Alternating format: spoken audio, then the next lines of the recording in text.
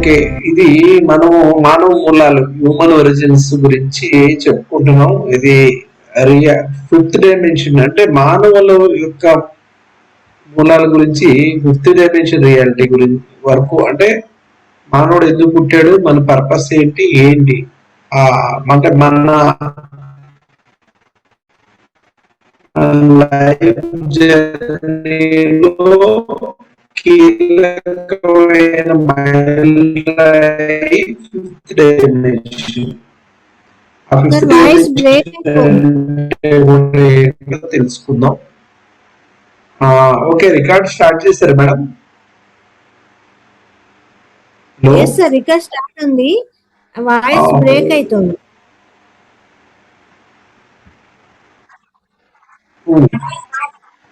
బాగా బ్రేక్ అవుతుందా? ఇప్పుడు క్లియర్ ఉంది. ఓకే ఓకే, అంటే ఇక్కడ మబ్బుగా ఉంటుంది, అందువల్ల మరి కొద్దిగా ఇబ్బంది అవుతుంది. ఓకే, కంటిన్యూ చేయమంటారా మేడం? చేయండి సార్, చేయండి.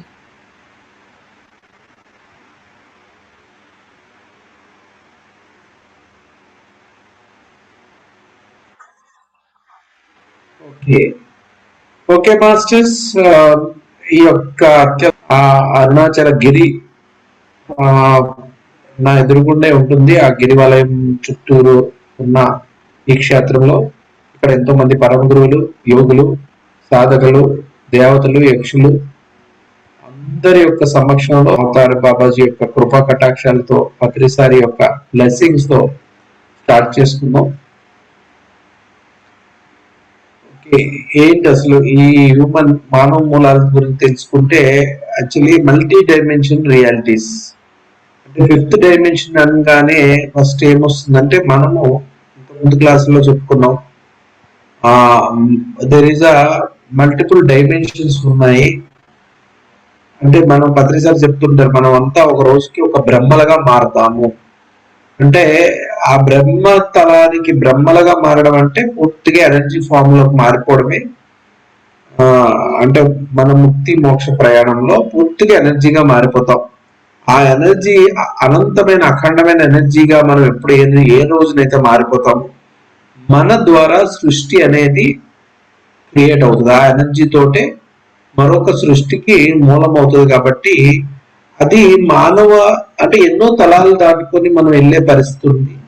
ఆ అనేక తలాల నుంచి మనం దాటుకుంటూ వెళ్తే కనుక అక్కడికి మనం ఈ భౌతికమైన సృష్టికి ఒక మూల ప్రదాతగా, అంటే మూల ఒక బ్రహ్మగా మనం రూపాంతరం చెందుతాం. ఈ బ్రహ్మగా రూపాంతరం చెందే ఈ మల్టీ డైమెన్షనల్ అంటే ముందు మనం చాలా ప్రైమేటివ్ గా ఫిజికల్ డైమెన్షన్స్ లో ఉన్నాం. ఫిజికల్ డైమెన్షన్ అంటే థర్డ్ డైమెన్షన్స్ అని చెప్పుకుంటాము. థర్డ్ డైమెన్షన్ అనేది కూడా కంప్లీట్ ఫిజికల్ డైమెన్షన్. తర్వాత ఫోర్త్ డైమెన్షన్, ఫోర్త్ డైమెన్షన్ అంటే అది కూడా ఫిజికల్ డైమెన్షన్ ఉంటుంది, కాకపోతే ఇక్కడ అన్ని రకాలుగా అడ్వాన్స్ ఉంటుంది మనం. ఆ తర్వాత అసలైన ఎనర్జీ డైమెన్షన్ ఎక్కడి నుంచి స్టార్ట్ అవుతుందంటే ఫిఫ్త్ డైమెన్షన్. ఫిఫ్త్ డైమెన్షన్ అనేది పూర్తిగా అంటే మల్టిపుల్ ఎనర్జీ డైమెన్షన్స్ కనెక్ట్ ఉన్న గేట్వే కింద చెప్పుకోవచ్చు. అంటే మనం భూమి మీద ఇప్పుడున్న మార్పులు, ఎనర్జీ పరంగా జరుగుతున్న మార్పుల ద్వారా మనం ఫిఫ్త్ డైమెన్షన్ కాన్షియస్ మనం కనెక్ట్ అవ్వగలిగితే అక్కడి నుంచి బ్రహ్మస్థితిని పొందే మల్టీ డైమెన్షనల్ యొక్క సమస్త అపారమైన అనంతమైన విజ్ఞానాన్ని అందుకోవడానికి మనకి ఛానల్స్ ఉంటాయి. అయితే ఈ ఫిఫ్త్ డైమెన్షన్ మనం మల్టీ డైమెన్షనల్ గేట్వే కింద చెప్పుకుంటాం. అయితే ఇది quantum mechanics and spiritual ascension, quantum entanglement అంటే ఇది సైంటిఫిక్ గా కూడా చెప్తే కనుక ఈ మల్టీ డైమెన్షన్ అది ఏంటి మీరు చెప్తున్నది ఎంతవరకు నిజం అంటే ఇది సైంటిఫిక్ గా కూడా రుజువైంది. అంటే quantum physics, quantum mechanics and spiritual ascension ఉన్న సంబంధాన్ని మనకి క్వాంటమ్ ఎంటంగిల్మెంట్ అనే ఇప్పుడు కొత్తగా ప్రతిపాదించే సిద్ధాంతం ద్వారా మనకి అర్థమవుతుంది. ఈ క్వాంటమ్ ఎంటాంగిల్మెంట్ అంటే ఏంటంటే ఒకే ఒకే రకమైన పరిధిలో ఒకే రకమైన స్థాయిల్లో ఉంటూ కూడా అనేకమైన అనంతమైన పరిధుల్లో ఈ పార్టికల్స్ అంటే మనలోని మన భౌతిక శరీరంతో ఉన్నాం. మన శరీరంలోకి ఖండాలుగా అంటే చిన్నగా మనం తగ్గించుకుంటూ వెళ్తే గనక భౌతిక శరీరం అంతా కూడా అనేక అంటే రక్త మాంసము తర్వాత అవయవాలతో నిండి ఉంది. ఈ రక్త మాంసము లేదు అంటే అవయవాలు ఇవన్నీ కూడా మౌలికంగా సెల్స్ తో నిర్మించబడతాయి. అంటే ముందు దీనికి సెల్స్ కిను ఈ ఆర్గన్స్ కి మధ్య కణ సముదాయం ఉంటది. కణ సముదాయం లోపలికి వెళ్తే ఇంకా సెల్స్ ఉంటది అన్నమాట. ఆ సెల్స్ లోపల కూడా వెళ్తే గనక పరమాణువుల స్థాయిలోకి వెళ్తే గనక ఎలక్ట్రాన్స్, న్యూట్రాన్స్, ప్రోటాన్స్ అంటే ఎనర్జీగా మాత్రమే ఉంది. శరీరం అంతా ఎనర్జీగా నిర్మితమై ఉంది.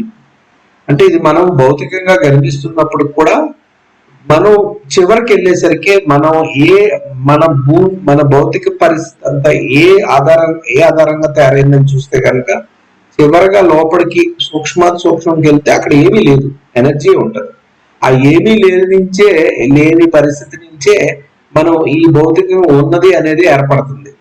ఈ విచిత్రం అంటే ఆ ఏమీ లేని స్థితి ఏదైతే ఉందో దాన్నే క్వాంటమ్ ఫీల్డ్ అంటాం. అంటే క్వాంటమ్ అంటే సూక్ష్మంగా ఏదైతే ఎనర్జీ రూపంలో ఉంటుందో దాన్ని క్వాంటమ్ ఫీల్డ్ అంటాం. అంటే మన భౌతిక పరిధులు పరిస్థితులు మొత్తం అంతా కూడా ఎనర్జీ ఫామ్ లో ఉన్న సెల్స్ లో ఉన్న పరమాణువు రూపంలో ఉన్న ఎనర్జీ ఫీల్డ్ ద్వారా మనం ఆ పరమాణువులు తయారైన అంటే పరమాణు స్థాయిలో ఉన్న ఎనర్జీ ఫీల్డ్ తోటి అణువులు తయారై మన సెల్ అంటే కణాలు తయారైన ఆ కణాల సముదాయంతో మన యొక్క బాడీ అంటే రక్త మాంస లేదంటే దాంతో ఏర్పడిన ఆర్గాన్స్ శరీర అవయవాలు ఆ శరీర అవయవాలను అనుసరించి బాడీ ఇదంతటికి మూలాలకి వెళ్తే కనుక అక్కడ ఏమీ లేని స్థితిలో ఏదైతే ఎనర్జీ ఫీల్డ్ ఉందో మనది ఆ ఎనర్జీ ఫీల్డ్ ను కూడా ఎలాగ సైంటిస్టులు ఏం చెప్పారంటే అవి పార్టికల్స్ గా ఉంటుంది.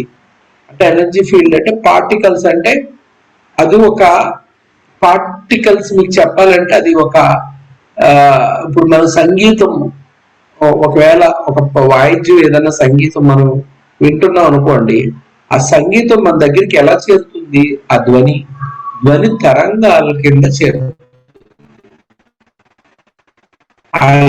ఏదైతే ధ్వని తరంగాలు మన దగ్గరికి వేయబడుతున్నాయో ఆ చేరబడమైన సూక్ష్మసు వాటిని మీరు పార్టికల్స్ గా చెప్పవచ్చు. అంటే అంత సూక్ష్మాతి స్థితిలో ఉండే వైబ్రేషన్ రూపంలో ఉండే వైబ్రేషన్ ఫ్రీక్వెన్సీ రూపంలో ఉండే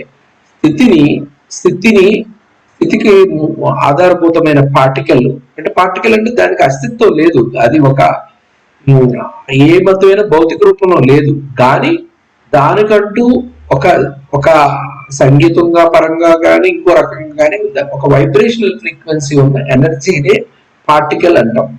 ఈ వైబ్రేషనల్ ఫ్రీక్వెన్సీ ఉన్న ఎనర్జీ పార్టికల్స్ వాటికి విచిత్రంగా క్వాంటమ్ ఎంటాంగిల్మెంట్ అనే గుణాన్ని కలిగి ఉంటాయి. క్వాంటమ్ ఎంటాంగిల్మెంట్ అంటే ఈ పార్టికల్స్ అనంతంగా నిండి ఉన్న అంటే ఈ మొత్తం మన విశ్వంలో నిండి ఉన్న ఏదైతే మనం దాన్ని మహాకాళి శక్తి అంటాము, లేదా డార్క్ మ్యాటర్ అంటాం, లేదా డార్క్ ఎనర్జీ అంటాం. ఆ డార్క్ ఎనర్జీతోని ముడిపడి ఉంటాయి. అంటే డార్క్ ఎనర్జీతో ముడిపడి అంటే సూక్ష్మంగా డార్క్ ఎనర్జీతో ముడిపడి ఉండడం వలన ఎక్కడ ఏమి జరిగినా ఇక్కడ తెలుస్తుంది. క్వాంటమ్ ఎంటాంగిల్ ఎలా చెప్పాలంటే ఇప్పుడు మనం థర్డ్ డైమెన్షన్ లో ఉన్నాం, ఎవరో ఒక పరమ గురువులు ఉన్న స్థాయిలో ఉన్న 6th 7th డైమెన్షన్ లో ఉన్నారు. ఇక్కడ మనకి ఏదైతే తెలుసుకుంటామో అదే క్షణం ఆ డైమెన్షన్ లో వేరే డైమెన్షన్ లో ఉన్న వాళ్ళకి కూడా తెలియజేయబడుతుంది. అంటే అక్కడ ఉన్న వాళ్ళకి ఏదైతే మనం చెప్పాలనుకుంటున్నారో వినగలిగితే అది మనం దాన్ని మన చెవికి చేరుతుంది, లేదంటే మన మనస్సుకి చేరుతుంది, లేదా మన హార్ట్ చక్రాకి అది అర్థమవుతుంది. అంటే ఇది మీరు భౌతిక పరిధిలో ఉన్నాం కాబట్టి దీనికి అర్థం చేసుకోవడం కష్టం అయినప్పటికీ కూడా ఇక్కడ ఏం చెప్పాలనుకుంటున్నా అంటే క్వాంటమ్ ఎంటంగిల్మెంట్ అంటే ప్రతి స్థాయిలో ప్రతి ఒక్కటి ముడిపడి ఉన్నది. అంటే మనం ఆ క్వాంటమ్ ఫీల్డ్ అంటే ఆ ఎనర్జీ వైబ్రేషన్ ఫ్రీక్వెన్సీ అనేది ఏదైతే ఉందో దాన్ని మనము ఎరుకు ద్వారా తెలుసుకోవచ్చు. ఆ ఎరుకు ద్వారా తెలుసుకోగలిగినప్పుడు అక్కడ ప్రతిదీ మనకు తెలియజేయబడుతుంది. అది ఇక్కడ మనం అర్థం చేసుకోవాలి. అంటే అది ఎరుకు ద్వారా అంటే ఎలా ఉంటుందంటే అది మైండ్ ద్వారా కూడా కాదు, హార్ట్ ద్వారా. అంటే మనకు కొన్ని ఫీలింగ్స్ ఉంటాయి, ఇది ఇలాగే అయి ఉంటుంది అనుకుని ఎప్పుడైతే ఎరుకుతో గమనికతో ఒక దాన్ని మనం ఖచ్చితంగా అంచనా వేస్తాం లేకపోతే లోపల అనిపిస్తుంది అనుకున్నప్పుడు అది ఖచ్చితంగా అదే అయి ఉంటుంది, అదే అయి తీరుతుంది. అంటే ఈ ఎరుకు ద్వారా తెలుసుకోగలిగే దాన్ని క్వాంటమ్ అంటే, ఎందుకంటే మన ఎరుకులో ఉన్నప్పుడు ప్రతిదీ తెలియజేయబడుతుంది. అంటే ఇలా తెలియజేయబడడానికి అంటే క్వాంటమ్ ఎంటంగిల్మెంట్ లో ఉన్న విశ్వంలో ప్రతి ఉన్న సత్యాల్ని మనం తెలుసుకోవాలి అని అనుకుంటే కనుక మనము ఫీల్డ్ లో ఉండాలి. ఎందుకంటే ఇది ఇక్కడ ఎలాగుంటుందంటే ఎనర్జీ ఇక్కడ జరిగేది అన్ని లోకాల్లో కూడా తెలుస్తుంది. ఎంటంగిల్మెంట్ అంటే ఎనర్జీ పార్టికల్స్ గా ఉన్న ఈ క్వాంటమ్ ఎంటాంగిల్ ఫీల్డ్ ని అనేది ఎంత సూక్ష్మాతి సూక్ష్మంగా ఉంటుందో అలాగా హైయెస్ట్ ఇంటెన్సిటీతో ఉంటది, గాఢతను కలిగి ఉంటది. అంటే మనం ఆ గాఢత స్థితిని మనం అందుకోవాలి అంటే మనలోని ఎనర్జీ చాలా ఉన్నతంగా ఉండాలి. డీప్గా ఆ యొక్క పార్టికల్స్ లెవెల్లో మనం అబ్జర్వేషన్ ని మనం మన ఆ పార్టికల్స్ ద్వారా ప్రపంచం అంటే విశ్వంలో ఉన్న ఇన్ఫర్మేషన్ అంతా మనకి అందజేయబడుతుంది. అంటే ఇక్కడ సైన్స్ పరంగా క్వాంటమ్ ఎంటాంగిల్మెంట్ అనేది పార్టికల్స్ ప్రతి చోట అదే పార్టికల్ ఒకదానికొకటి సంబంధం కలిగి ఉంటది, అన్ని లోకాలకి అన్ని చోట్లకి డార్క్ ఎనర్జీ ద్వారా అనుకుంటే గనక ఆ స్థితిని మనం అందుకోవాలి అంటే గనక మనము కూడా డీపెస్ట్ హైయెస్ట్ ఎనర్జీ ఫీల్డ్ ఎప్పుడైతే ఉంటామో అప్పుడు మనకి ఈ పార్టికల్స్ ద్వారా విశ్వంలో సమాచారం లేదా విశ్వంలో ఉన్న మహావిజ్ఞానం లేదా బ్రహ్మ విజ్ఞానం మనకి లోపలికి అదే తెలియజేయబడుతుంది. ఇది అంటే మల్టీ డైమెన్షనల్ రియాలిటీస్ సంబంధించి ఎనర్జీతో ముడిపడి ఉంటుంది. అంటే శూన్య స్థితితో అంటే అనంత ఆకాశంలో ఉన్న శూన్య స్థాయిలో ఏదైతే అనుకుంటామో అదే డార్క్ ఎనర్జీ అంటాం. డార్క్ ఎనర్జీతో ప్రతి ఉల్లోకాల్లో ఉన్న లేదంటే ఈ విశ్వంలో ఉన్న ప్రతి కణకణము అణువణము ఈ డార్క్ ఎనర్జీ ద్వారా మొత్తం విశ్వం అంతా ముడిపడి ఉంటది. కాబట్టి ప్రతి చోట నుంచి ప్రతి ఒక్కటి తెలియజేయబడుతుంది. అంటే మనం డార్క్ ఎనర్జీ అనగానే అత్యంత అనంతమైన శక్తి, అసాధారణమైన శక్తి. మన ఎనర్జీని ఎప్పుడైతే పెంచుకుంటామో ఆ శక్తిలో ఉన్న మనం ఉన్న ఎగ్జిస్టెన్స్ ద్వారా క్వాంటమ్ ఫీల్డ్ ఎప్పుడైతే అందుకోగలుగుతామో అప్పుడు ప్రతిదీ కూడా మనకి తెలియజేయబడుతుంది. ఇది ప్రస్తుతానికి ఇక్కడ ఇంటర్స్టెల్లార్ అంటే ఏంటి, inter galactic fifth dimension consciousness అంటే ఇది ఒక హయ్యర్ ఫ్రీక్వెన్సీ. ఆ హయ్యర్ ఫ్రీక్వెన్సీలో మనం గెలాక్టిక్ అంటే అన్ని గెలాక్సీస్ లో ఉన్న రకరకాల స్థితుల్లో ఉన్నటువంటి జ్ఞానం కావచ్చు, అక్కడ ఉన్న రకరకాల గెలాక్సీలో ఉన్న అనంతమైన విజ్ఞానం కావచ్చు, ఇవన్నీ కూడా మనం ఏదైతే అందుకోగలుగుతామో ఇంటర్ గెలాక్టిక్ గా ఏదైతే తెలుసుకోగలుగుతామో పొందగలుగుతామో దాన్ని ఫిఫ్త్ డైమెన్షన్ కాన్షియస్నెస్ అంటాం. మరి ఫోర్త్ డైమెన్షన్ కాన్షియస్నెస్ ఏంటంటే గెలాక్టిక్ కాదు, ఇంటర్స్టెల్లార్. అంటే అంటే మన నక్షత్ర లోకాల్లో ఉన్నటువంటి పరిధిలో ఉన్నటువంటి విజ్ఞానాన్ని లేదంటే అంటే బ్రహ్మజ్ఞానాన్ని లేదా ఆత్మవిజ్ఞానాన్ని ఎరుకు ద్వారా తెలుసుకోగలిగితే అది అంటే ఓన్లీ నక్షత్ర మండలాలకు సంబంధించి వరకు అందుకోగలిగితే దాన్ని ఫోర్త్ డైమెన్షన్ కాన్షియస్నెస్. అంటే దీన్ని బట్టి మీకు ఏమర్థం అవుతుందంటే ఇక్కడ ఈ డైమెన్షనల్ కాన్షియస్ అనేది ఈ యొక్క మన అందుకోగలిగే ఎరుకుతో తెలుసుకోగలిగే స్థితి స్థాయిల బట్టి ఎనర్జీ మనకున్న ఎనర్జీని బట్టి మన ఇవి మారుతూ ఉంటది కాన్షియస్నెస్.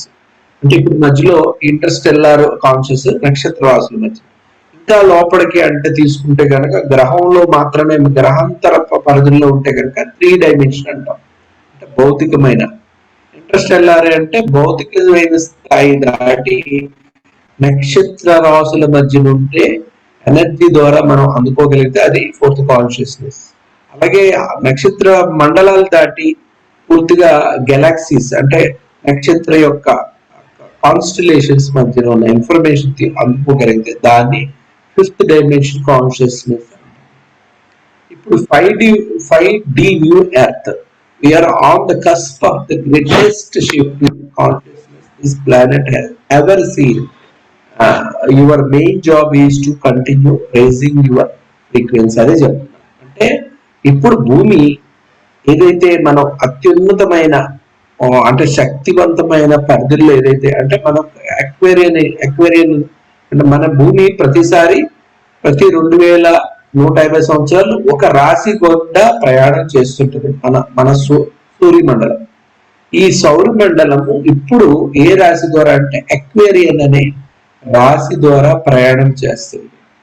అదే కాకుండా ఇది తిరుగుతూ సెంటర్ సన్ అంటే గెలాక్టిక్ సెంటర్ కి మనము చాలా దగ్గరగా రీచ్ అయ్యాం. అంటే ఇక్కడ 2 జరిగినాయి, ఎక్వేరియన్ ఏజ్ లోకి వెళ్ళాము, తర్వాత గెలాక్టిక్ సెంటర్ దగ్గర అయ్యాం. కాబట్టి భూమి మీద ఏదైతే గెలాక్టిక్ సెంటర్ అనేది ఏదైతే దాన్ని మనం కృష్ణబిలము అంటాము, ఈ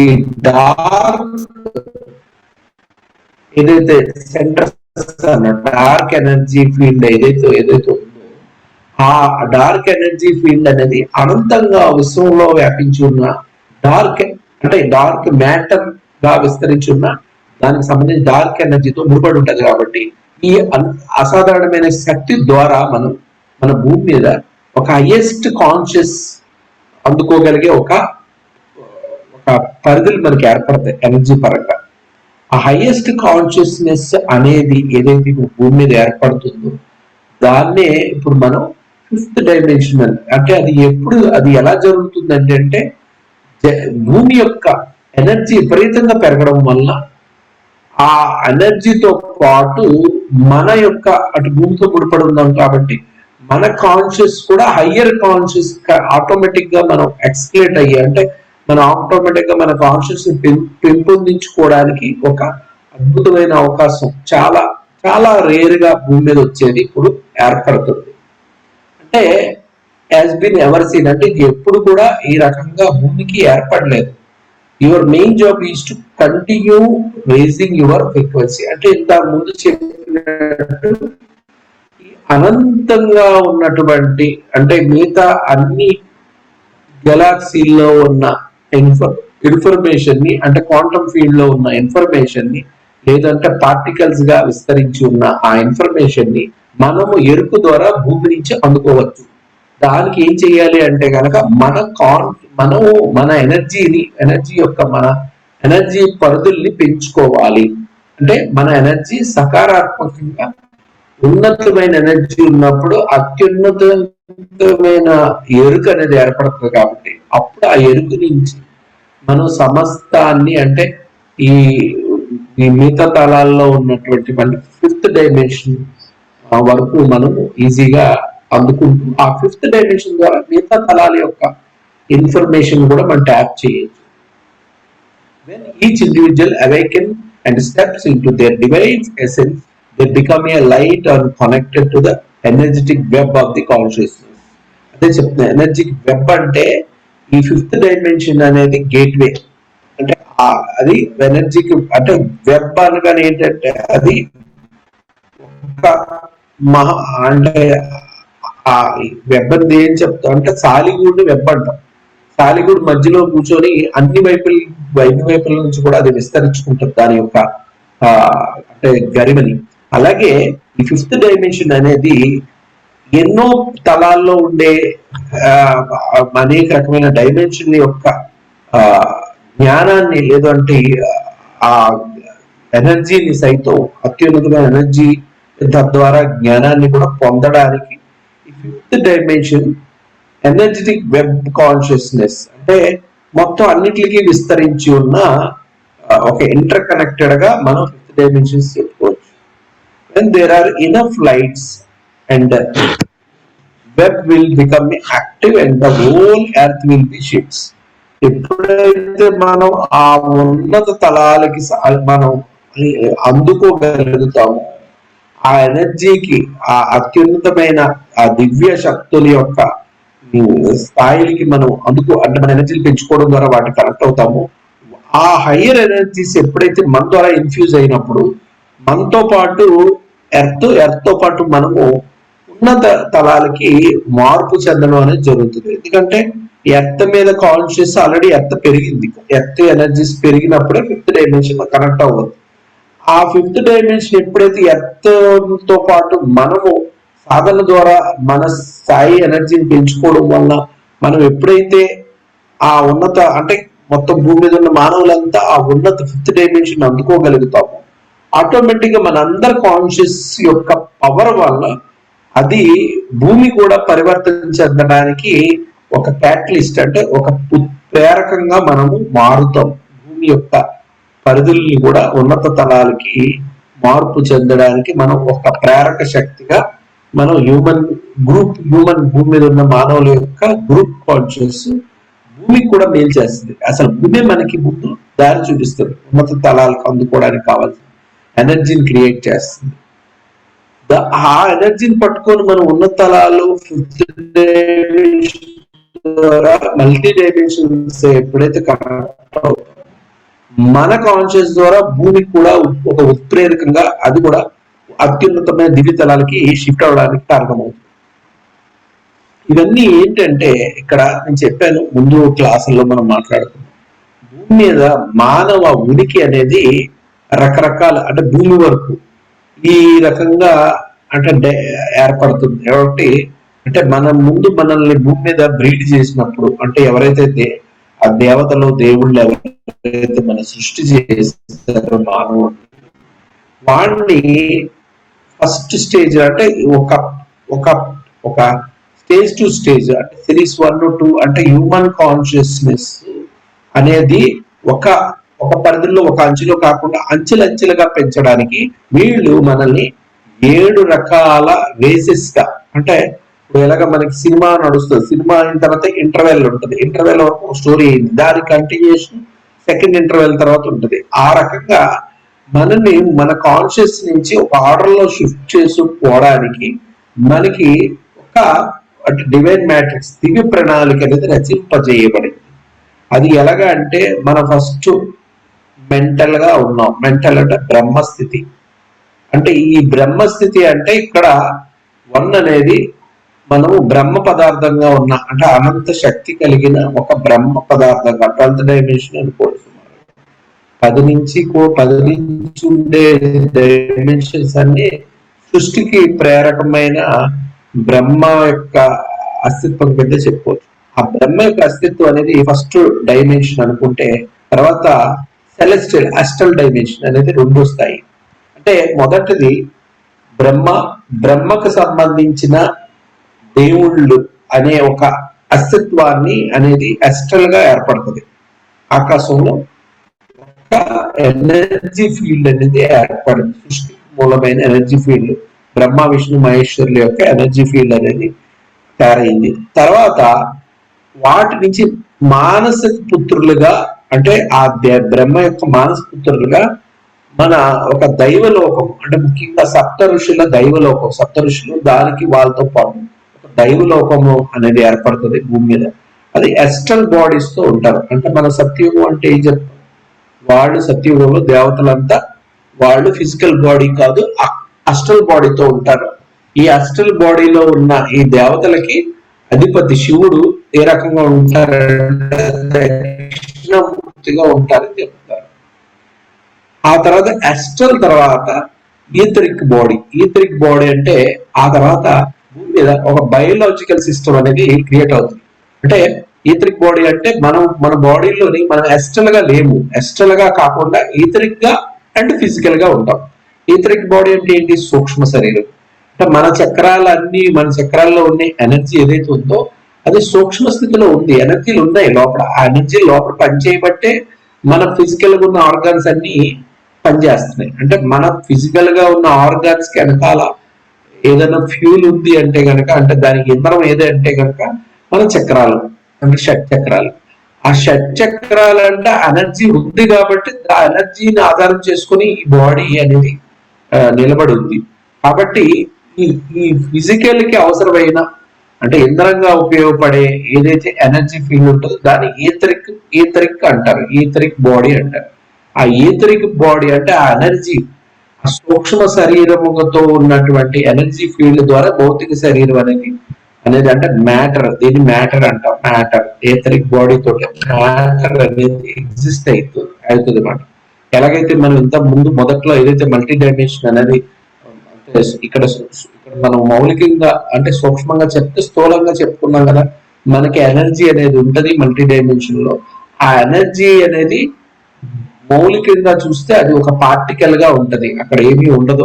ఒక దాని ఫ్రీక్వెన్సీ వైబ్రేషన్ గా ఉంటది. దాన్ని అనుసరించి మన యొక్క సెల్స్, ఆ సెల్స్ బట్టి రక్త మాంసాలు, తర్వాత వాటి బట్టి ఆర్గన్స్, ఇదంతా. మరి సూక్ష్మ స్థితిలో ఏముంది అంటే ఎనర్జీ ఉంది. ఎనర్జీ ఏ రకంగా ఉందంటే పార్టికల్స్ ఉంది.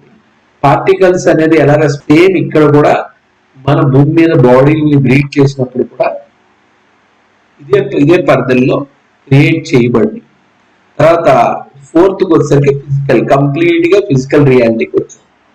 ఫోర్త్ రెడ్ కలర్ ఉంది ఇక్కడ. ఫోర్త్ అంటే మనము ఈ థర్డ్ అంటే ఫస్ట్ మనము మెంటల్ గా ఉన్నాం, అంటే అసలు అంటే బ్రహ్మ యొక్క అస్తిత్వంగా ఉంది ఎనర్జీ ఫీల్డ్. తర్వాత అది అస్ట్రల్ గా మారింది. అంటే ఆ బ్రహ్మ యొక్క అస్తిత్వం ఎప్పుడైతే విస్తృతపరచబడిందో అందులో రకరకాల స్థాయిల్లో ఉన్నటువంటి ఒక విధంగా మనం దేవతా లోకంగా చెప్పుకోవచ్చు. ఆ దేవతా లోకాల నుంచి తర్వాత అంటే సప్త ఋషులు దేవతా లోకం నుంచి తర్వాత భౌతికంగా అంటే సెమీ భౌతికంగా, పూర్తి భౌతికంగా కాదు, అంటే ఈథరిక్ బాడీ తోటి కొన్ని అంటే కొన్ని స్పీషియస్ భూమి మీద ఉన్నాయి.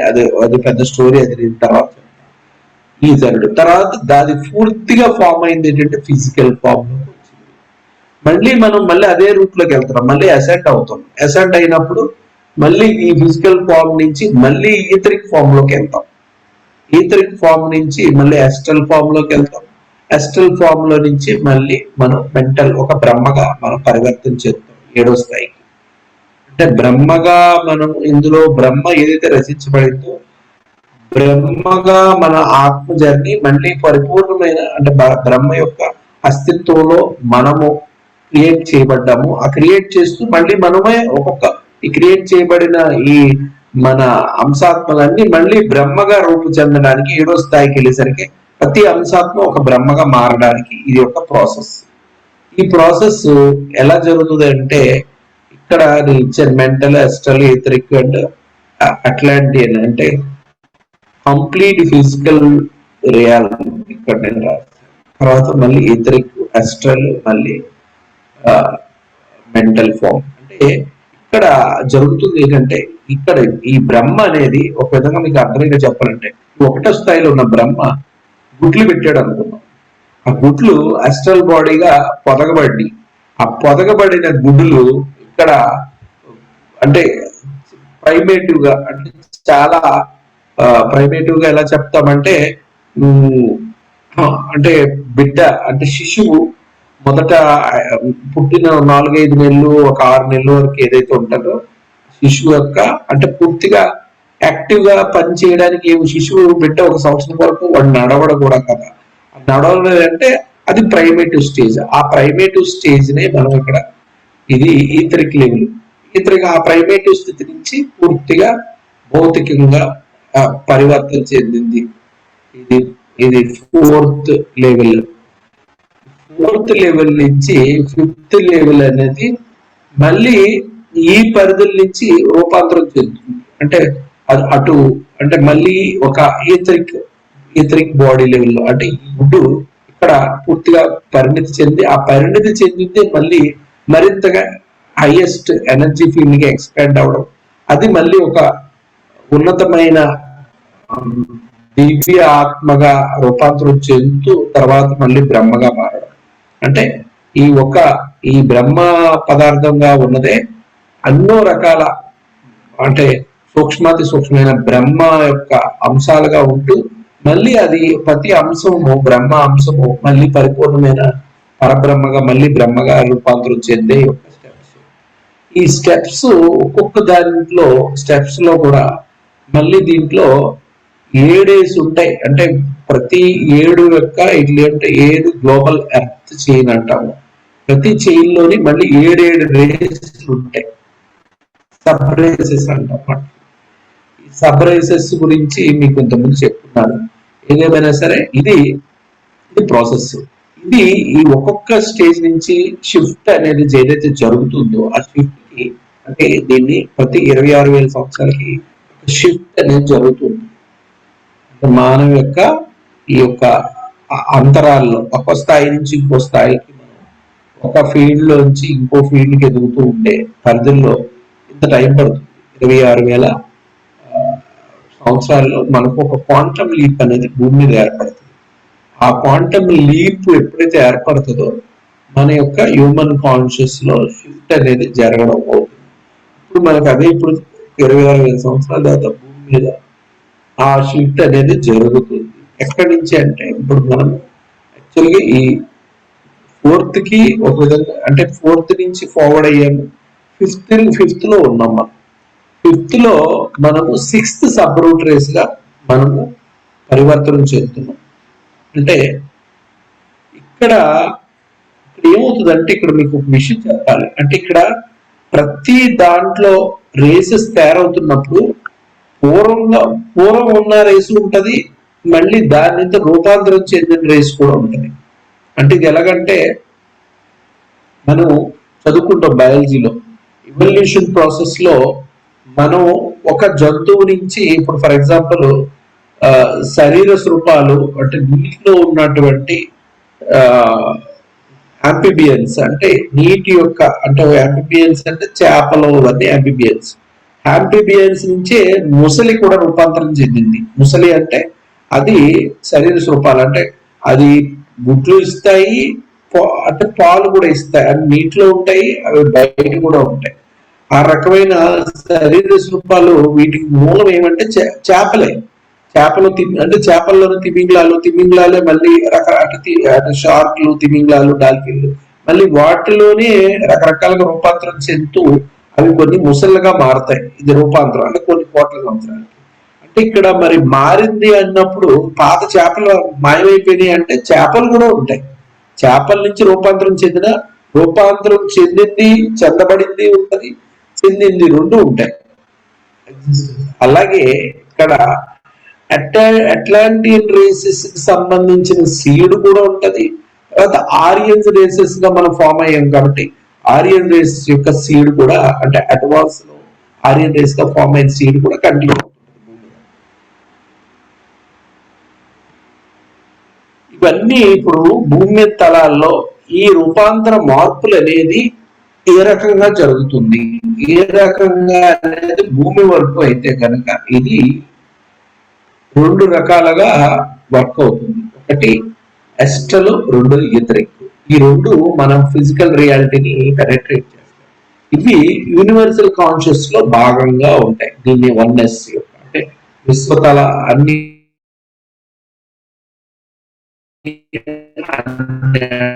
ఫిఫ్త్ డైమెన్షన్ గురించి మాట్లాడుతుంది.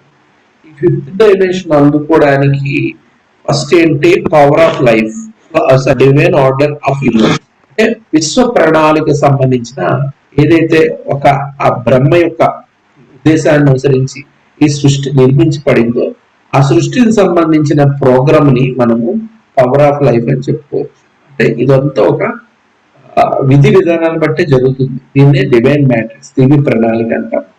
దివ్య ప్రణాళికని పవర్ ఆఫ్ లైఫ్ అని అంటాం. అయితే ఈ పవర్ ఆఫ్ లైఫ్ అనేది మనం ఎస్ట్రల్ గా ఈ భూమి మీద ఎగ్జిస్ట్ అయ్యి ఉంటే ఆ ఎస్ట్రల్ గా ఉన్నది ఫిజికల్ గా ఇంప్లిమెంట్ అవ్వడానికి ఎలిమెంట్స్ ఉపయోగపడతాయి. అంటే మన శరీరము పంచధాతువులతో ఏర్పడింది. పంచధాతువులు ఏంటి? అగ్ని, నీరు, ఇవి ఏదైతే ఉన్నాయో ఆకాశము, అగ్ని, నీరు, ఇవన్నీ ఈ పంచధాతువులు అనేది దీన్ని ఏమన్నాం? పవర్ ఆఫ్ లైఫ్ అని. పవర్ ఆఫ్ లైఫ్ అనేది యాక్చువల్ గా అయితే ఈతరిగ్గా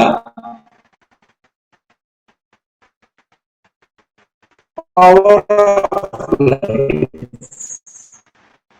అంటే ఇది universal order of the life.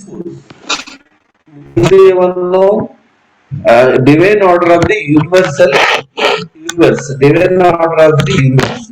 ఇది ఇక్కడ ఎగ్జిస్ట్ అవడానికి భౌతిక స్థితిలో యొక్క మన జీవితాలను కంటిన్యూ చేయడానికి ఏంటి కావాలి? Power of life. ఆ పవర్ ఆఫ్ లైఫ్ గా ఉన్నది ఏది అంటే కనుక మన బాడీ నడిపించే పంచధాతులు. దాన్ని మనం universal order of the life force.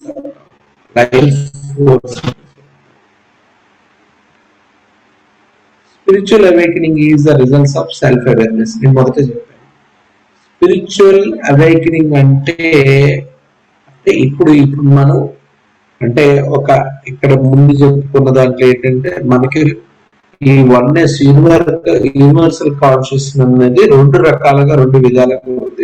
ఒకటి ఫ్లవర్ ఆఫ్ లైఫ్ గా చెప్పుకుంటే, రెండు power of life. Flower of life అంటే యూనివర్సల్ గా బ్రహ్మ స్థాయిలో ఏదైతే యూనివర్సిటీ యొక్క పరిధుల్లో ఏదైతే బ్రహ్మస్థితి కలిగి ఉందో ప్రోగ్రామ్ ఆర్డర్ లో ఉంటుంది, దాన్ని ఫ్లవర్ ఆఫ్ లైఫ్.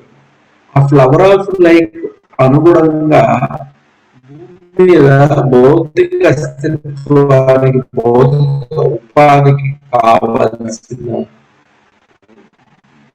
ఆ ధాతువు అంటే మన ఏతరిక సూక్ష్మ ధాతువుల్ని మనం ఏం చెప్తాం? Power of life. Universal order of the life force. ఇదే మనకి లైఫ్ ఫోర్స్ ఉపయోగపడుతుంది. ఈథరిక్ బాడీగా ఉన్న ఎనర్జీ లైఫ్ ఫోర్స్ ఉపాధిగా. ఈ యొక్క పరిధుల్ని మనం పూర్తిగా అంటే ఏదైతే ఇప్పుడు లైఫ్ యూనివర్సల్ ని కనెక్ట్ అయితే దాన్నే సెకండ్ అంటాం. ఆ ప్రాసెస్ మన యొక్క కాన్షియస్ టైం ట్రాన్స్ మెమొరీ బియాండ్. ఇది ఎలాగుంటే పరిధులు పరిమితంగా ఉంటాయి. పరిధులు పరిమితులు అంటే పరిధులు ఏంటి? టైము అంటే మ్యాటర్ అంటే భౌతిక పరిధులు. సూక్ష్మ స్థితి దాటి ఉన్నదాన్ని అంటే సూక్ష్మ స్థితి దాటితే ఉంది ఎస్ట్రల్. ఆ ఎస్ట్రల్ స్థితిలో ద్వారా తెలుసుకోగల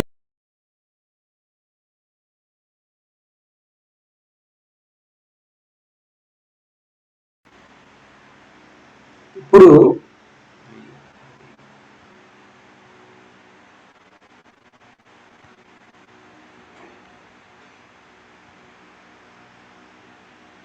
ఈ కాన్షియస్నెస్ ఏదైతే అంటామో ఈ కాన్షియస్నెస్ అనేది అసలు కాన్షియస్నెస్ ఏంటి అంటే బ్రహ్మ పదార్థంగా ఉన్న అంటే విజ్ఞానంగా ఆత్మ విజ్ఞానంగా పరిధుల్ని అంటే మన భౌతిక పరిధుల్ని దాటి ఉన్న దాన్ని దీన్ని మనము కాన్షియస్నెస్. దీన్ని టైం ట్యూనర్ ద్వారా టైం పనిచేస్తుంది తప్పితే టైముతో యొక్క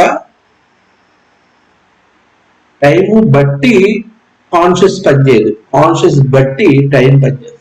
అంటే మనము మైండ్ అండ్ మ్యాటర్ ని ఓవర్కమ్ చేయగలిగే దివ్యమైన లేదంటే భవ్యమైన బ్రహ్మ పదార్థము ఆత్మ జ్ఞానాన్ని మనం ఇక్కడ కాన్షియస్ గా చెప్పాలి.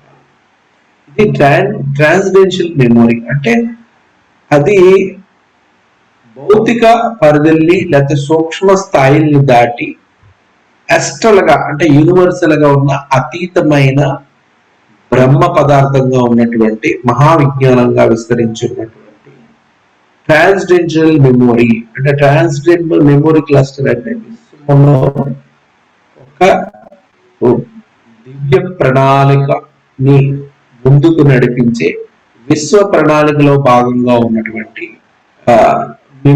మెమొరీ క్లస్టర్ అంటే ఇది ఎలా చెప్తామంటే మెమొరీ అంటే ప్రజ్ఞ, క్లస్టర్ అంటే ప్రజ్ఞ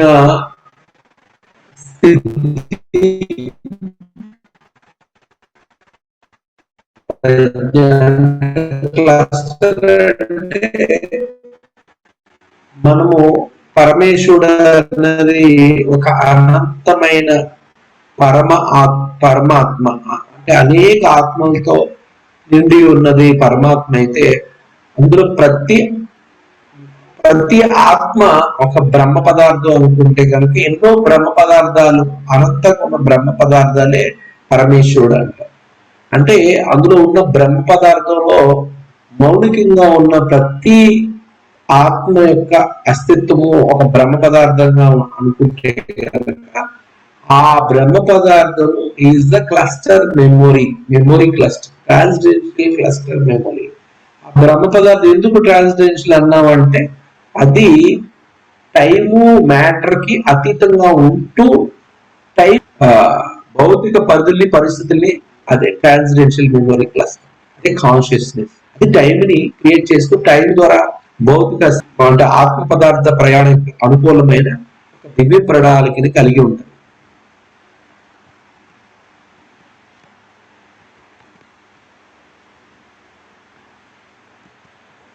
ఇవి అంటే దీని పరిధులు చూసారా? First planetary, inter planetary, Interstellar, inter galactic, inter universe, that is the consciousness అంటే బ్రహ్మస్థితి. ఈ ఫస్ట్ ఏంటంటే థర్డ్ డైమెన్షన్ అంటే మనం ప్లానెటరీ భౌతిక పరిధుల్లో ఉంటాం.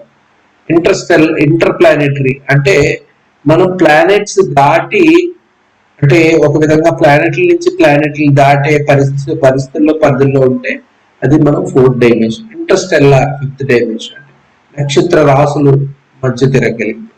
Inter galactic sixth dimension. Intra universe దాటితే అది సెవెంత్ డైమెన్షన్.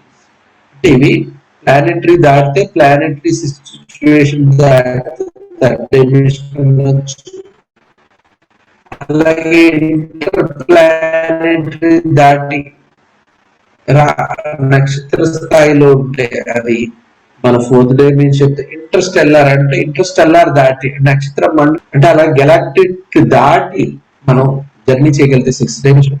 అలాగే యూనివర్సెస్ దాటి ఉంటే కనుక సెవెంత్ డైమెన్షన్. ఎప్పుడైతే సెవెంత్ డైమెన్షన్ అంటే ఇందులో ఒక విధంగా చెప్పాలంటే మనం ఫిఫ్త్ డైమెన్షన్ నుంచి కూడా క్రియేటర్ కింద చెప్పచ్చు, మనం క్రియేటర్ల కింద చెప్పచ్చు. అంటే వాళ్ళ స్థాయి బట్టి వాళ్ళ క్రియేషన్ అనేది ఉంటుంది. అది ఎలాగే ఏంటని నువ్వు చెప్తావు. ఇది అంటే ఈ క్రియేటరు ఇవన్నీ ఎలా ఉంటాయంటే dependent of the energy your ఎంబాడీ.